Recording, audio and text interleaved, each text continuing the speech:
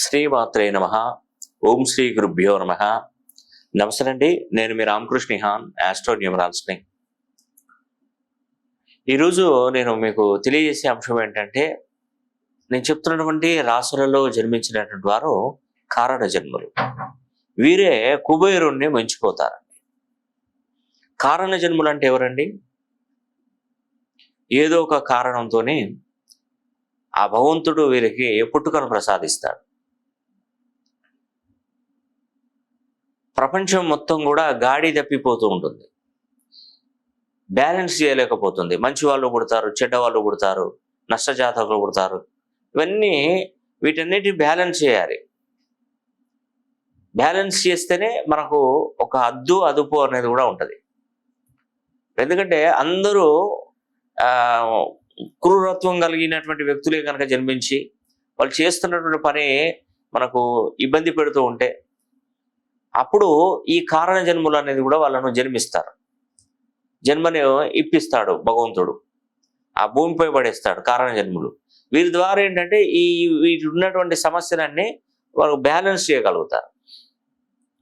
Compulsory ఉంటుందండి, 100% ఉంటుంది. ఎందుకంటే ఈ కలియుగంలో మనిషిని తొక్కి మనిషి మీద నిలబడే ప్రయత్నం చేస్తున్నారు. దీంట్లో బంధుత్వాలు కానీ రిలేషన్షిప్ ఏదైనా కూడా దాన్ని అధిగమించడానికి అసలు బంధువులను సైతం కూడా లెక్క చేయకుండా వాళ్ళు బ్రతకడానికి చెయ్యని తప్పులన్నీ ఎన్నో రకాలుగా చేస్తున్నారు. ఇది కలియుగం. ఇది సత్యయుగం కాదండి. ఇది మంచిగా బ్రతకడానికి, మంచిగా ఉండడానికి సత్యయుగం కాదు ఇది. ఇక ముందు ఫ్యూచర్లో చాలా వరకు ఈ యొక్క లా అండ్ ఆర్డర్ కనుక కరెక్ట్గా లేకపోతే, కఠినతరంగా లేకపోతే మాత్రం ఇంకా ఎక్కువగా అయ్యే అవకాశాలు ఉంటాయి. కాబట్టి కొంతమంది కారణ జన్మలు ఉంటారు. వాళ్ళు ఏంటంటే ఒక మంచి ఉన్నతమైనటువంటి స్థానాలలో వాళ్ళు గవర్నమెంట్ పెద్ద పెద్ద ఆఫీసర్లుగా చలామణి అవుతుంటారు. వాళ్ళు ఏంటంటే వాళ్ళు ఉన్నన్ని సంవత్సరాలు ఉన్నన్ని రోజులు కూడా సీట్లలో వాళ్ళు చాలా న్యాయబద్ధమైనటువంటి తీర్పునిస్తుంటారు, న్యాయబద్ధంగా లా అండ్ ఆర్డర్ను కాపాడుతూ ఉంటారు. వాళ్ళు మంచి పొజిషన్కి వెళ్తారండి. వాళ్ళందరూ కూడా నేను చెప్తున్నటువంటి ఈ 3 రాశులలో పుట్టినటువంటి వారేనండి. మీ ఇంట్లో కనుక చిన్నపిల్లలు కనుక ఈ రాశులలో పుడితే వారు కారణ జన్మలు. మీరు చదువుకున్న ఇంటర్మీడియట్, డిగ్రీ, పీజీ, బీటెక్ చదువుతున్నటువంటి పిల్లలు ఈ రాశులలో పుడితే వారు కారణ జన్మలు. ఇంకోటి ఏంటంటే, ఇప్పుడు ఉదాహరణకి ఒక వ్యక్తి ఏదైనా ఒక ఇండస్ట్రీ స్థాపించాడు అనుకోండి, అతని కింద 500 మంది 1000 మంది బ్రతుకుతున్నారు, పని చేస్తున్నారు. అతను కూడా కారణ జన్ముడే. ఎందుకంటే తన కారణ జన్ముడు ఏంటంటే ఇతను కొన్ని వేల మందికి ఉపాధి కల్పించడానికి పుట్టినట్టు. ఇప్పుడు ముఖేష్ అంబానీ ఉన్నాడు, అతను కూడా కారణ జన్ముడే.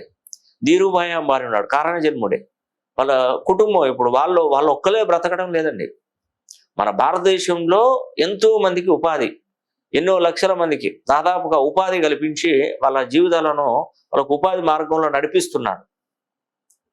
ఎంప్లాయ్మెంట్ని ఇచ్చాడు, తను బాగుపడుతున్నాడు, సంపాదిస్తున్నాడు, ఎంప్లాయ్మెంట్ ఇచ్చాడు. అంతేనండి. అలాంటి వాళ్ళను మనం కారణ జన్మలు అనవచ్చు. ఇంకోటి ఏంటంటే, సమాజం ఒక గాడి తప్పిపోతుంది. అంటే ఒక విషయంలో కానీ ఏదైనా విషయాలలో కూడా కానీ ఇక్కడ ఏదైనా నెగిటివ్ అనేది కూడా వస్తూ ఉంటుంది సమాజంలో. దాన్ని సరైన మార్గంలో పెట్టడానికి ఇలాంటి తులారాశిలో పుట్టినవారు, కుంభరాశిలో పుట్టినవారు, సింహరాశిలో పుట్టినవారు వాళ్ళు ముందుకు వస్తారండి.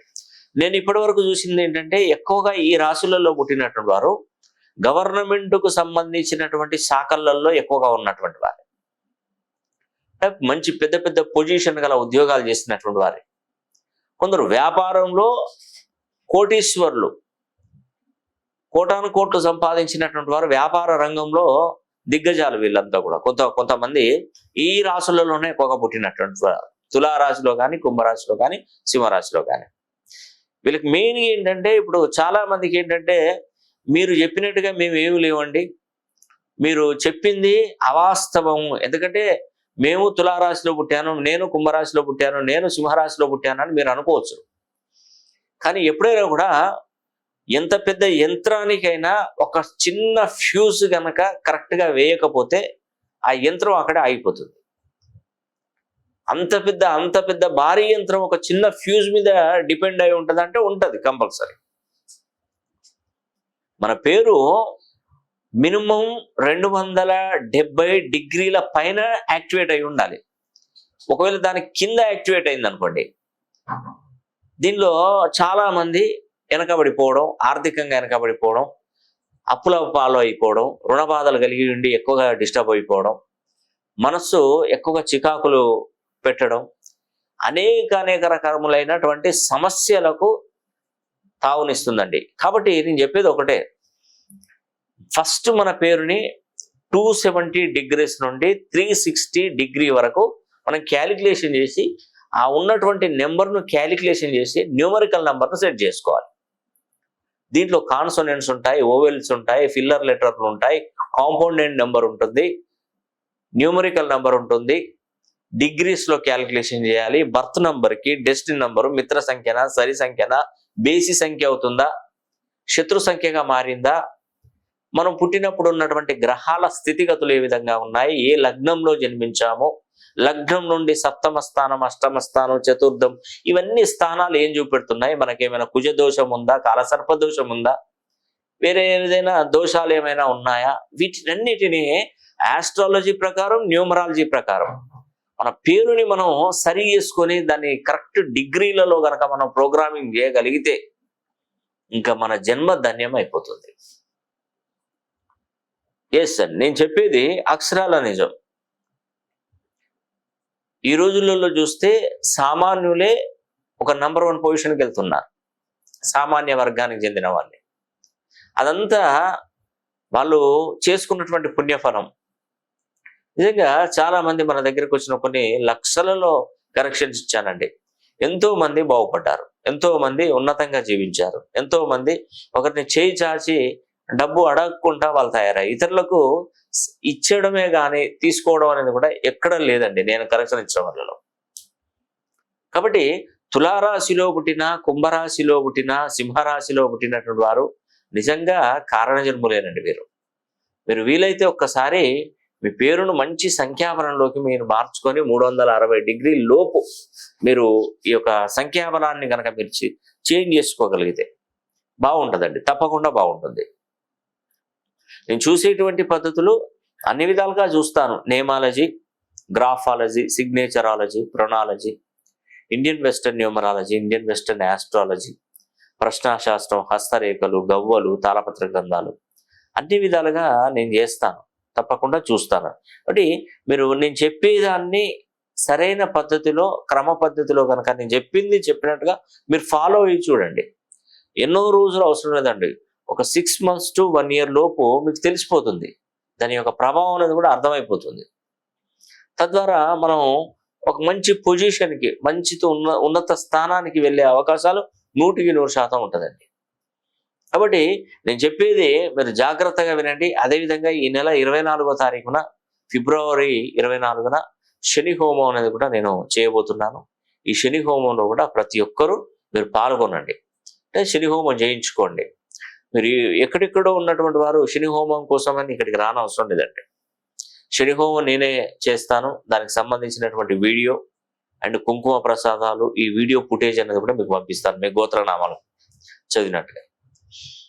ఈ శని మనకు ఏళ్ళనాటి శని, అర్ధాష్టమ శని, అష్టమ శనితో ఇబ్బంది పడుతున్నటువంటి వారు, 12 రాశులలో జన్మించినటువంటి వారు, కుంభరాశిలోకి శనీశ్వరుడు 30 సంవత్సరాల తర్వాత విజిట్ చేశాడు. కాబట్టి మనం ఈ శని హోమం జరిపించుకోగలిగితే మనకు రాబోయే 30 సంవత్సరాలు మనకు ఎలాంటి డిస్టర్బెన్స్ ఉండదండి.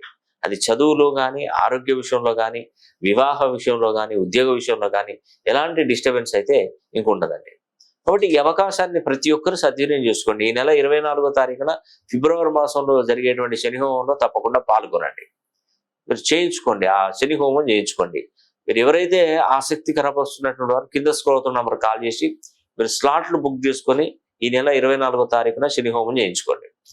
అదేవిధంగా నేను చెప్పినటువంటి కారణ జన్ములైనటువంటి తులారాశి, కుంభరాశి, సింహరాశి వారికి మంచిగా చక్కగా ఈ ఉగాది నుండి వీరికి మంచి గుర్తింపు రాబోతుంది, వ్యాపారం జరగబోతుంది, వివాహాలు జరగబోతున్నాయి, 10 మందికి ఉపాధి కల్పించేంత స్థాయి వీళ్ళకు పెరగనుంది. కాబట్టి ఒక్కసారి ఈ పేరుని న్యూమరాలజీ, ఆస్ట్రాలజీ ప్రకారం పేరును సరి చేసుకోగలిగితే తప్పకుండా మంచి మేలు జరుగుతుందని కూడా నేను మీకు ఈ వీడియో ద్వారా తెలియజేస్తాను. ఈ వీడియో కనుక మీకు నచ్చినట్లయితే లైక్ చేయండి, షేర్ చేయండి, కామెంట్ చేయండి. సర్వే జన సుఖినో భవంతు.